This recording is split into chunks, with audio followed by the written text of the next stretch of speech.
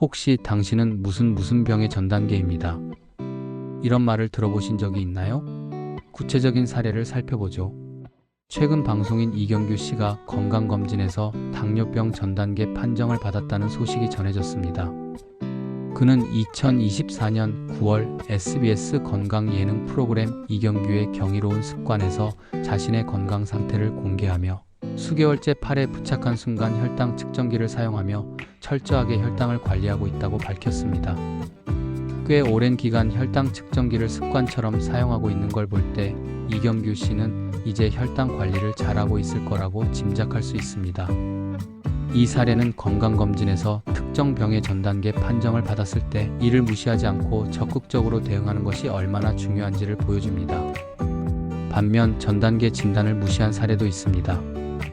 정년 퇴임 후 시골 생활을 즐기던 올해 65세 이희성 씨는 몇 년 전 당뇨병 전 단계를 진단받았지만 증상이 나타나지 않아 관리를 소홀히 했습니다.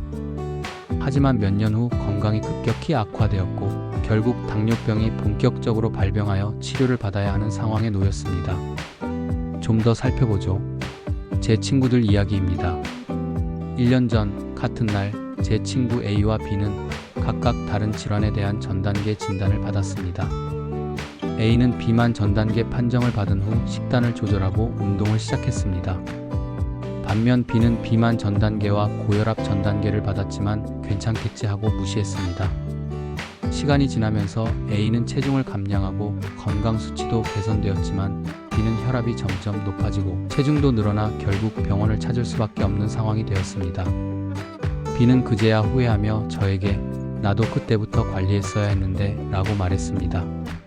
제가 이야기하고 싶은 건 이겁니다. 무슨 병의 전 단계 진단을 받게 되면 절대로 이걸 무시하지 말고 즉각 관리 모드에 들어가야 한다는 겁니다. 전 단계라는 것은 단순한 경고가 아니라 실제 질병으로 발전할 가능성이 매우 높다는 뜻입니다. 예를 들어 당뇨병 전 단계를 방치하면 상당수가 몇 년 내에 당뇨병으로 진행됩니다. 고혈압 전 단계를 간과하면 결국 심혈관 질환의 위험이 급격히 증가하게 됩니다. 비만 전 단계를 무시하면 결국 고도비만과 대사질환으로 이어질 가능성이 큽니다. 초기 단계에서 생활 습관을 개선하면 질병으로의 진행을 막을 수 있음에도 불구하고 많은 사람들은 이를 중요하게 여기지 않습니다. 의료기관에서도 적극적으로 개입하지 않는 경우가 많습니다. 건강검진 보고서에 전 단계 진단이 나와도 추가적인 검진을 권유하거나 의사를 찾아가라는 구체적인 지침이 제공되지 않는 경우가 흔합니다. 환자 스스로 필요성을 느껴 병원을 찾지 않으면 그저 한 장의 종이로 남아버리는 것입니다.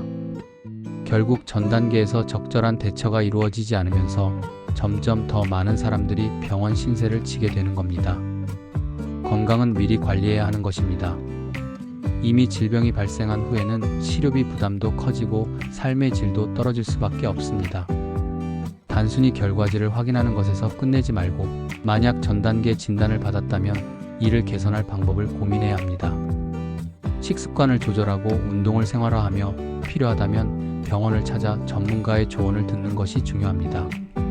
전 단계를 가볍게 넘기지 않고 작은 변화부터 시작할 때 더 건강한 미래를 만들 수 있습니다.